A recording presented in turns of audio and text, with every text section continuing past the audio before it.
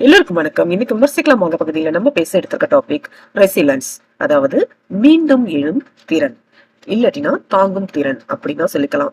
இந்த வடிவேல் சொல்ற டயலாக் படி பாத்தீங்கன்னா, எவ்வளவு அடிச்சாலும் தாங்கிக்கிறான்பா அப்படின்னு சொல்லுவாங்க பாத்தீங்களா. அந்த மாதிரி நமக்கு தாங்கக்கூடிய திறனை தான் ரெசிலன்ஸ் அப்படின்னு சொல்றோம். நம்மளோட வாழ்க்கையில பாத்தீங்கன்னா எப்பயுமே அப் அண்ட் டவுன்ஸ் அப்படின்றது இருக்கதாங்க செய்யுது.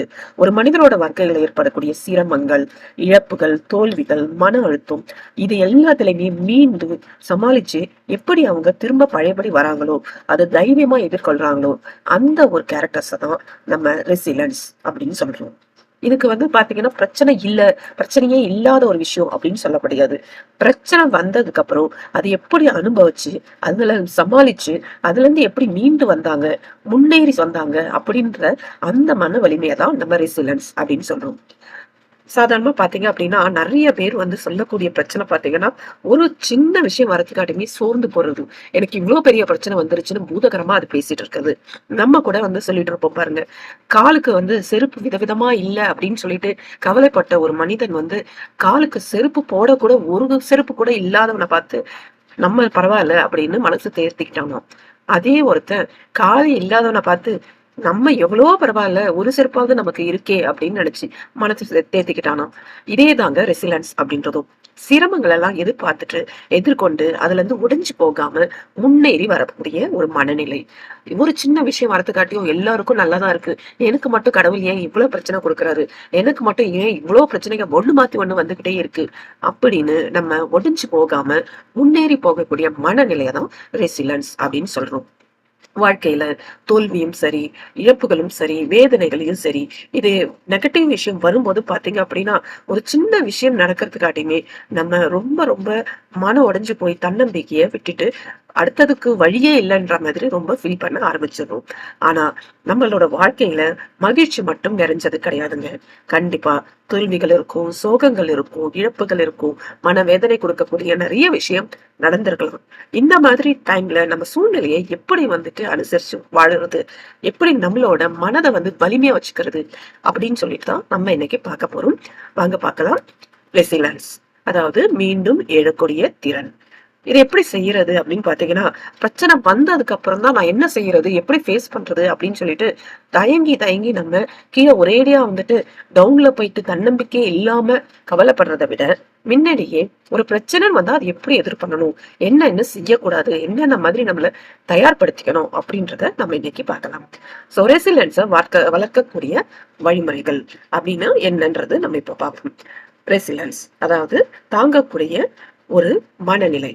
சரி, ஒரு பிரச்சனை நமக்கு ஒரு வழி கொடுக்கக்கூடிய ஒரு விஷயம் நடந்திருக்குன்னு வச்சுங்களேன். ஃபர்ஸ்ட் எடுத்த உடனே எனக்கு மட்டும் ஏன் இவ்வளவு கஷ்டம் வருது அப்படின்னு புலம்புறத விட்டுட்டு, உங்களோட மனதோட வலிமையை செக் பண்ணதான் இந்த பிரச்சனை உங்களுக்கு வந்திருக்கு அப்படின்றத பிலீவ் பண்ணுங்க. நடந்ததை உண்மையா ஏத்துக்கோங்க. எனக்கு மட்டும் இல்ல, இது கனவு மாதிரி இருக்கு, ஒரே நாள்ல இவ்வளவு பிரச்சனை நமக்கு வருமா அப்படின்னா யோசனை பண்ணாம வந்துருச்சு, இதுதான் நடந்திருக்கு, இதை நம்ம எப்படி அடுத்தது சமாளிக்க போறோம் அப்படின்னு அக்செப்ட் பண்ணிக்கோங்க. இதுதான் ஃபர்ஸ்ட் ஸ்டெப். ஒன்ஸ் நீங்க அக்செப்ட் பண்ணிட்டீங்கன்னாவே நீங்க பாதி ஸ்டெப் கடந்த மாதிரிங்க. அடுத்தது எப்படி முன்னோக்கி நம்ம போகலாம்ன்றது உங்களுக்கு ஈஸியாவே தெரிய வரும். ரெண்டாவது, ஒரு பிரச்சனை வந்திருக்கு, பண பிரச்சனையே வந்திருக்குன்னு வச்சுப்போமே. அந்த நேரத்துல ஒட்டுமொத்தமா அந்த பண பிரச்சனையை சால்வ் பண்ணிடணும் ஒரே நாள்ல அப்படின்னு நீங்க யோசிக்காம, சின்ன சின்ன ஸ்டெப்ஸா முன்னேறி அதை எப்படி சால்வ் பண்ணலாம், எவ்வளவு சீக்கிரம் கம்ஃபர்டபிள் ஜோனா வச்சுக்கிட்டு நம்ம சால்வ் பண்ண முடியும், கஷ்டத்தையும் சிரமத்தையும் எப்படி சரி பண்றது கொஞ்சம் கொஞ்சமா அப்படின்னு சிறிய இலக்குகளா வச்சு மெதுவா முன்னேறதுக்கு வழியை பார்க்கணுங்க. எடுத்த உடனே அகலக்கால் வைக்கிறதோ, இல்ல எனக்கு மட்டும் இவ்வளவு பெரிய பிரச்சனை வந்துருச்சு, இதை எப்படியாவது மீண்டு வரணும் அப்படின்னு சொல்லிட்டு ஒரேடியா அதுக்குன்னு சொல்லிட்டு அதுலயே போக்கஸ் பண்றதோ, இது எதுவுமே உங்களுக்கு ஒர்க் அவுட் ஆகாது. கொஞ்சம் கொஞ்சம் விஷயமா யோசிச்சு ஸ்ட்ராங்கா அதே டைம்ல ஒரே கன்சிஸ்டன்சில அதை நோக்கி போயிட்டே இருக்கணும். மூணாவது விஷயம், நமக்கு ஒரு சின்ன விஷயம் தோல்வி நடந்தாலும் சரி, இல்ல ஒரு வேதனை கொடுக்கக்கூடிய ஏதாவது ஒரு விஷயம் நடந்தாலும் முதல்ல நமக்கு பாதிப்பு வர்றது மனம் தாங்க. ஆனா அந்த மனம் பாதிக்கும் போது இமீடியட்டா நம்ம கொடுக்கக்கூடிய பனிஷ்மெண்ட் யாருக்குன்னா நம்மளோட உடலுக்கு. சாப்பாடு சரியா சாப்பிடாம இருக்கிறது, இல்ல தூக்கத்தை கரெக்டா வச்சுக்காம இருக்கிறது, அழுதுகிட்டு அதை பத்தி யோசனை பண்ணிட்டு இருக்கிறது, இல்லாட்டினா கண்ட நேரத்துல தூங்கிக்கிட்டு எனக்கு ரொம்ப ஸ்ட்ரெஸ் இருக்குன்னு அதை வச்சுட்டே நம்ம யோசிச்சுட்டு இருக்கிறது, இந்த மாதிரி உடலையும் மனதையும் சரியா பராமரிக்க தவறிடுறோம். ஆனா முக்கியமா உங்களுக்கு எதிர்ப்பு சக்தி வரணும், எதிர்கொள்ளக்கூடிய சக்தி வரணும் அப்படின்னு நீங்க நினைச்சீங்க அப்படின்னா கண்டிப்பா நல்ல தூக்கம் வந்து வர்ற மாதிரி மெயின்டைன் பண்ணுங்க. அதே சேம் டைம் சீரான உணவு முறையும் கொண்டு வாங்க. ஒரு நாளைக்கு அதிகமா சாப்பிட்றதோ, ஒரு நாளைக்கு சாப்பிடாமயே ஸ்கிப் பண்றதோ அப்படி இல்லாம ஒரே கன்சிஸ்டன்சில போதுமான அளவு கஷ்டமா இருக்கும் போதும் மன கஷ்டத்துல இருக்கும் போதும் லைட்டா சாப்பாட வச்சுக்கணுங்க. ஸ்கிப் பண்ணிட்டு போறதால உங்களோட கஷ்டம் எல்லாம் தீந்துர போறதில்லை. 4வது விஷயம், இந்த மன அழுத்தம் நீங்க கண்டுபிடிச்சிட்டீங்க. எப்படி இந்த மாதிரி பிரச்சனை வந்துருச்சு, இது நம்மளோட பிரச்சனை, நம்ம தான் சால்வ் பண்ணி ஆகணும் அப்படின்ற மைண்ட் செட்டுக்கு வந்துட்டீங்க. ஸோ எப்படி வந்து நீங்க மத்தவங்கள்ட்ட இருந்து வந்து உங்களோட அசிஸ்டன்ஸை கேட்கறது அப்படின்னு பாத்தீங்கன்னா, கண்டிப்பா சில பேருக்கு பாத்தீங்கன்னா குடும்ப நண்பர்களே வந்து ரொம்ப ஹெல்ப்ஃபுல்லா இருப்பாங்கங்க. இவ்வளவு பிரச்சனை வந்துருச்சுன்னா இது எதை செய்யும், அதனால பண்ண முடியும், நீ அதுல பண்ணிருக்கல அதே மாதிரி பண்ணு அப்படின்னு நமக்கு கைட் பண்ணக்கூடியவங்களா இருப்பாங்க. இல்லைன்னா ஃபேமிலி மெம்பர்ஸ்லயே பெரியவங்க, நம்மளோட தாத்தா பாட்டியா இருக்கட்டும், இல்லாட்டினா அப்பா அம்மாவா இருக்கட்டும், யாராவது வந்து பாத்தீங்கன்னா நமக்கு கரெக்டான கைடன்ஸ் கொடுக்குற மாதிரி இருப்பாங்க. அதுவும் இல்லைன்னா ஃப்ரெண்ட்ஸ், நம்மளோட சேம் ஏஜ்ல இருக்கிற நம்ம ஃப்ரெண்ட்ஸ் கூட கூட நம்ம மனதால இருக்கிற இந்த பாரத்தை பகிர்ந்து பேசும்போது பாத்தீங்கன்னா மன அழுத்தம் அப்படின்றது குறைஞ்சு உங்களுக்கு ஒரு ஐடியா, ஒரு தெளிவு கிடைக்குங்க. ஒன்ஸ் தெளிவு கிடைச்சிருச்சுனாவே எதிர்கொள்ளக்கூடிய சக்தி ஆட்டோமேட்டிக்காவே வர தொடங்கும்.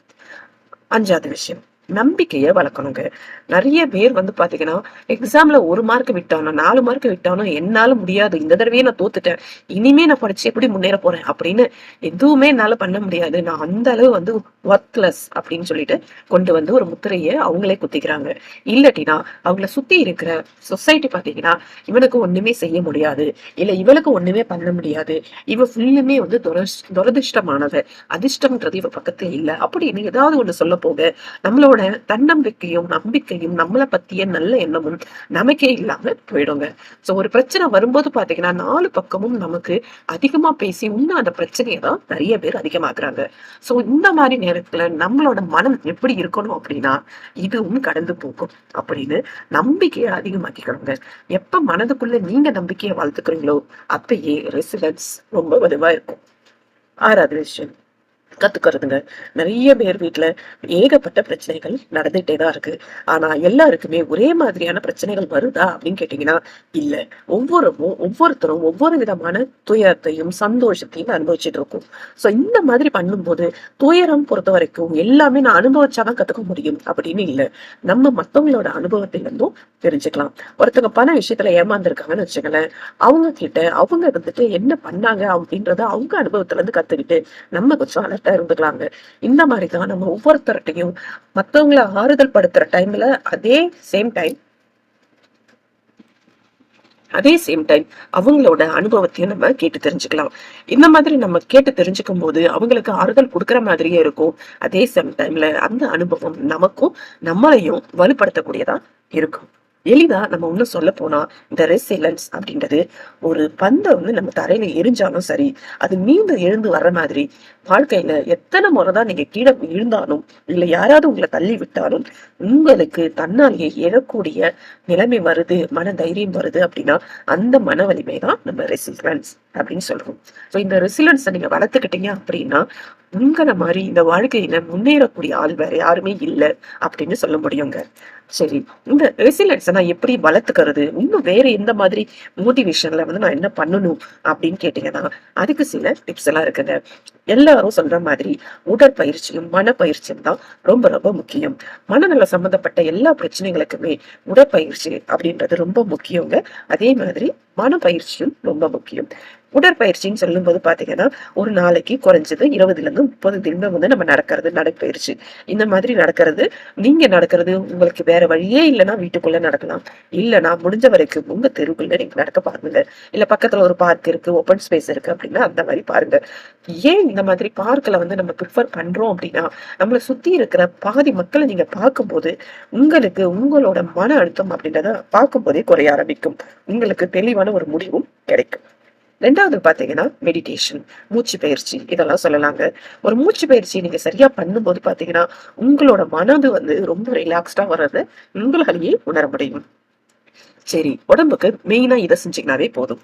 நம்மளோட மனதை வந்து எப்படி வந்து ரிலாக்ஸ் பண்றது, ஒரு பிரச்சனை வந்துருச்சு எப்படி நான் வந்து தைரியமா ஆக்கிக்கிறது அப்படின்றத நம்ம பார்த்துட்டு இருக்கோம். உடற்பயிற்சி சரி, வாக்கிங் போனாவே போதும்னு சொல்லியாச்சு. வேற என்ன செய்யலாம் அப்படின்னு பாத்தீங்கன்னா, நம்மளோட சிந்தனை தான் நம்மளோட முதல் எதிரிங்க. நம்ம சிந்தனை வந்து நம்மள தூங்க விடாமையும், சரியான நேரத்துக்கு சாப்பிட முடியாமையும், நம்மளோட தன்னம்பிக்கைய அப்படியே தகர்த்து எழக்கூடிய அளவுக்கு ஒண்ணுமே இல்லை நீன்னு நினைக்கிற அளவுக்கு நம்ம சிந்தனை தான் நம்மள கெடுக்கும். சோ அந்த மாதிரி நேரத்துல உங்க சிந்தனையை நீங்க ரெகுலேட் பண்ணி வச்சுக்கணும். எப்படி பண்ணலாம் அப்படின்னா, சிந்தனை வந்து ரெகுலேட் பண்றது ரொம்ப ரொம்ப பெரிய விஷயங்க. இதை எடுத்தோடனே யாராலையுமே பண்ண முடியாது. சோ ஈஸியா பண்ணணும் அப்படின்னா என்ன பண்ணுங்கன்னா, ஒரு புக் எடுத்துங்க. ஒரு நாளைக்கு ஒரு 3 பேருக்கு தேங்க்ஸ் சொல்ற மாதிரி நீங்க எழுதி வச்சுட்டே வாங்க. ஒரு சின்ன சின்ன விஷயமா கூட இருக்கலாம். ஈவன் உங்களுக்கு காலையில நீங்க டிராவல் பண்ணும்போது உங்களுக்கு ஒருத்தவங்க சீட்டு கொடுத்தவங்களா இருக்கலாம், இல்ல நீங்க தவற விட்ட பேனாவை எடுத்து கொடுத்தவங்களா இருக்கலாம். இந்த மாதிரி சின்ன சின்ன ஆள்களா இருந்தா கூட பரவாயில்ல. உங்களுக்கு அரை செகண்ட் சந்தோஷம் கொடுக்கக்கூடிய ஆட்கள் இருந்தா கூட அவங்களையும் நீங்க தேங்க்ஸ் லிஸ்ட்ல எழுதிக்கோங்க. இப்படி நீங்க எழுதும் போது பாத்தீங்கன்னா, உங்களோட நாட்களோட நீங்க நினைக்கக்கூடிய நெகட்டிவ் திங்ஸ் எல்லாம் உங்களுக்கு கொஞ்சம் கொஞ்சமா குறைஞ்சிட்டு பாசிட்டிவ் மட்டும் உங்ககிட்ட ஒட்டிக்கோங்க. 2வது விஷயம், நல்ல அனுபவமான விஷயம். ஒரு வந்துட்டு கேதரிங் பண்றதோ, இல்ல நீங்க வீட்ல வந்துட்டு ஏதாவது ஒரு வெற்றிகரமான விஷயம் ஏதாவது நடந்திருக்கு அப்படின்னாலும், அதையோ அந்த மாதிரி விஷயத்தெல்லாம் நீங்க என்ன பண்ணிக்கலாம்னா, டெய்லி சார்ட் மாதிரி போட்டு வச்சுக்கலாம். ரிமைண்டர்ஸ் மாதிரி. ஸோ லாஸ்ட் இயர் இந்த டைம்ல இந்த மாதிரி நல்லது நடந்துச்சு. நாங்க எல்லாம் கேதர் பண்ணி செலிப்ரேட் பண்ணோம். இந்த நல்ல வார்த்தை வந்து என் பையன் ஃபர்ஸ்ட் இந்த மாதிரி விஷயம் பண்ணிட்டு வந்தான். முதல் டைம் சர்டிபிகேட் வாங்கிட்டு வந்தான். முதல் நாள் பயங்கர கலகலன்னு எங்க வீட்டுல பேசி சிரிச்சுட்டு இருந்தோம். இந்த மாதிரி சின்ன சின்ன விஷயங்கள். இந்த சின்ன விஷயங்களை நீங்க நினைவு கூறும் போது அந்த டைம்ல நீங்க என்ன பாசிட்டிவ் மைண்ட்ல இருந்தீங்களோ அதே விஷயம் உங்களுக்கு இப்பவும் வர ஆரம்பிக்கும். சோ நீங்க ஒரு ரெக்கார்டை வந்து கரெக்டா மெயின்டைன் பண்ணிக்கிட்டே இருக்கணும். ஆனா அதுல நெகட்டிவ் அனுபவத்தை கண்டிப்பா எழுதாதீங்க. பாசிட்டிவ் அனுபவம் மட்டும் எழுதி வச்சுக்கோங்க. நெகட்டிவ் அப்படின்றது நம்மள டிஸ்கரேஜ் தான் பண்ணுனே தவிர அதுல இருந்து திரும்ப திரும்ப அனுபவம் கிடைக்கும்னு நினைக்கிறதெல்லாம் தப்பு. 3வது விஷயம், நம்மளை சுத்தி இருக்கிற உறவுகளுக்கும் சரி ஆதரவு கொடுக்குற மாதிரி நம்ம வந்து பேசுறோங்க. இந்த மாதிரி பேசும்போது பாத்தீங்கன்னா, நம்மளோட மனதும் சரி, நமக்கு வரக்கூடிய பிரச்சனைகளை மத்தவங்களுக்கு நம்ம அட்வைஸ் சொல்லும் போது, நமக்கு ஒரு பிரச்சனை வரும்போது நம்மளே வந்துட்டு அதை ரொம்ப ஈஸியா வந்து டேக்கிள் பண்ண முடியும். ஒருத்தர்கிட்ட பேசும்போது பாத்தீங்கன்னா, எப்படி நம்ம வந்து எடுத்தோடனே மத்தவங்களுக்கு போய் அட்வைஸ் பண்றது அப்படின்னா, எடுத்தோடனே அப்படிலாம் பண்ண முடியாதுங்க. அப்ப நீங்க ஒரு ஸ்ட்ராங் கம்யூனிகேஷன் ரிலேஷன்ஷிப் வச்சிருந்தா மட்டும்தான் பண்ண முடியும். அப்ப குறைஞ்சது ஒருத்தரட்டையாவது உங்க குடும்ப நண்பரா இருக்கட்டும், இல்ல உங்களோட நண்பரா இருக்கட்டும், யார்கிட்டயாவது உண்மையா பேசுறதுக்கு பாருங்க. அப்படி உண்மையா பேசும்போது பாத்தீங்கன்னா, உங்களோட க்ளோஸ் ஃப்ரெண்ட்ஸ் இல்ல உங்க ஃபேமிலி மெம்பர்ஸ், இல்ல உங்க ஃபேமிலி ஃப்ரெண்ட்ஸ் இவங்க எல்லாருமே இவங்களோட டைப் இப்படிதான், இவங்க இப்படிதான் அப்படின்னு சொல்லிட்டு உங்களை பத்தி ஒரு பாசிட்டிவா ஒரு ஒப்பீனியனை வச்சுக்கிறதுக்கு சான்சஸ் கிரியேட் ஆகும். அது இல்லாம பாத்தீங்கன்னா, ஏதாவது ஒரு பிரச்சனை வருதுன்னு வச்சுங்களேன், அப்ப வந்து இந்த ஃப்ரெண்டு கிட்ட கேட்டா பிரச்சனை நம்ம தப்பா நினைச்சுப்பாங்க. இல்ல ஃபேமிலி மெம்பர்ஸ் கிட்ட கேட்டா தப்பா எடுத்துப்பாங்க. இல்லாட்டினா ஃபேமிலி ஃப்ரெண்ட்ஸ் கிட்ட கேட்டா அவங்க என்ன பத்தி நினைச்சுப்பாங்க அப்படின்னு நம்மளே மனசுக்குள்ள போட்டு போட்டு குழம்பிக்கிறதுக்கு பதில், சில பேர்கிட்ட நீங்களே வந்து ஃப்ரெண்ட்ஸ் கிட்ட கேட்கலாம். இப்படி எனக்கு ஒரு பிரச்சனை இருக்கு பிசினஸ்ல, இவ்வளவு பணம் எனக்கு தேவைப்படுது, என்கிட்ட ஆல்ரெடி கொஞ்சம் பணம் இருக்கு, ஆனாலும் ஒரு எக்ஸ்ட்ரா இதுக்காக உங்ககிட்ட கேட்கிறேன் அப்படின்னு நீங்க கொஞ்சம் கேட்டு பார்க்கலாங்க. உங்களுக்கு ஹெல்ப் பண்ணக்கூடிய சுச்சுவேஷன்ல அவங்க இருந்தாலும் இல்லைனாலும் உங்களுக்கு ஒரு அட்லீஸ்ட் சப்போர்ட்டிவாக இருக்கிறதுக்கு அவங்க ட்ரை பண்ணுவாங்க. ஸோ இந்த மாதிரி உங்க சுத்தி இருக்கிறவங்கள்ட்ட ஹெல்ப் கேட்க கத்துக்கோங்க. மனசுக்குள்ளேயே போட்டு புடுங்கிறதுக்கு பதில் இப்படி பண்ணும்போது உங்களால நல்ல ஃப்ரெண்ட்ஸுங்களை அடையாளமும் காண முடியும், வாழ்க்கையில ஈஸியா டேக்கிள் பண்ணவும் முடியும். அடுத்தது என்ன அப்படின்னு பாத்தீங்கன்னா, நம்மளோட இலக்குகள். இந்த இலக்குகள் அப்படின்றது பாத்தீங்கன்னா, நமக்கு ஒரு பிரச்சனை வந்துருச்சுன்னு வச்சுங்களேன், கண்டிப்பா நம்ம தான் அதை சால்வ் பண்ணி ஆகணும். எப்படி சால்வ் பண்ணலாம்னு யோசனை எல்லாம் பண்ணி முடிச்சாச்சு. இந்த மாதிரி பண்ணனா இந்த விஷயம் சால்வ் ஆயிடும்ன்றது உங்களுக்கு ஒரு ஐடியா கிடைச்சிருச்சு. ஆனா உடனே டக்குன்னு வந்துட்டு 1 மாசத்துல பண்ணணும், 5 நாள்ல பண்ணணும்னு நீங்க இலக்குகளை ரொம்ப ஷார்ட் பீரியடுக்கு செட் பண்ணாதீங்க. ஓரளவு ஈவன் 1 மாசத்துல அந்த விஷயத்த நீங்க முடிக்க கூடியதா இருந்தா கூட ஒரு 3 மாசம் அளவுக்கு எக்ஸ்டெண்ட் பண்ணி முடிக்கிற மாதிரி இலக்குகளை சின்ன சின்னதாக வச்சுக்கிட்டு அதை கரெக்டா முடிச்சுட்டே வாங்க. இப்படி பண்ணும்போதுதான் உங்களோட மனதும் உங்களுக்கு அஃபெக்ட் பண்ணாது, உங்களோட விஷயமும் உங்களுக்கு பாரமா இருக்காது. அடுத்தது, நீங்க இப்படி இலக்குல செட் பண்ண விஷயத்துல ஒரு இலக்கு நீங்க கரெக்டா டார்கெட் அச்சீவ் பண்ணிட்டீங்கனாலும் அந்த விஷயத்த உங்க ஃபேமிலி கூட ஷேர் பண்ணி கொண்டாடுங்க. மத்தவங்கள்ட்ட உங்களோட வெற்றியை கொண்டாடுங்க. அதே நேரத்துல மத்தவங்க ஏதாவது ஒரு விஷயத்த பண்ணிட்டு வந்திருக்கதா சொன்னாங்கன்னா, ஈவன் ஒரு சின்ன விஷயமா இருந்தா கூட அவங்களோட அச்சீவ்மெண்ட்டை மனதார பாராட்டுங்க. இந்த மனப்போக்கு தான் என்ன பண்ணும் அப்படின்னா, உங்களோட மனதை ரொம்ப ஸ்ட்ராங்கா ஆக்கும். அது இல்லாம பாத்தீங்கன்னா நீங்க அதிகமா சொல்லிக்கக்கூடிய விஷயம் இதுவும் கடந்து போகும். இந்த லைனுக்கு ஏகப்பட்ட பாசிட்டிவ் மோட்டிவேஷன் பண்ணக்கூடிய சக்தி இருக்குங்க. எப்ப நீங்க பிரச்சனை வரும்போது இது கூட எனக்கு கடந்து போகும், இந்த மாதிரி உலகத்துல ஏகப்பட்ட பேர் ஃபேஸ் பண்ணிருக்காங்க அப்படின்னு நீங்க பண்ணீங்கன்னா, அந்த மனப்பாக்க நீங்க வளர்த்துக்கிட்டீங்கன்னா, உங்களுக்கு வந்திருக்க பிரச்சனை பெரிய விஷயமா தெரியாதுங்க. ஒரு குடும்பத்துல ஒரு குடும்ப தலைவர் இறப்பு அப்படின்றது பாத்தீங்கன்னா மிகப்பெரிய வருத்தம் கொடுக்கக்கூடிய விஷயம் தான். ஆனா அதுக்காக அந்த குடும்பம் அப்படின்றது தானாவே அப்படியே ஒண்ணுமே இல்லாம போகிறது இல்ல. ஒரு மாசம் வரைக்கும் துக்கம் கொண்டாடுவாங்க. இல்லாட்டினா அனதர் ஒரு 3 மந்த்ஸ் வரைக்கும் அவங்களோட பிரிவு அவங்களுக்கு பெரிய வருத்தத்தை கொடுக்கக்கூடியதா இருக்கும். அதுக்கப்புறம் பாத்தீங்க அப்படின்னா அந்த பிரிவை அவங்க இந்த இழப்பை ஒரு பாடமா எடுத்துக்கிட்டு அவங்களோட வாழ்க்கையில அடுத்த அச்சீவ்மெண்ட் எப்படி பண்ணலாம், எப்படி அடுத்தது எஃபோர்ட் கொண்டு வரலாம் அப்படின்னு கத்துக்கிட்டு அடுத்த லெவலுக்கு போகிறதுக்கு பார்க்கணுங்க.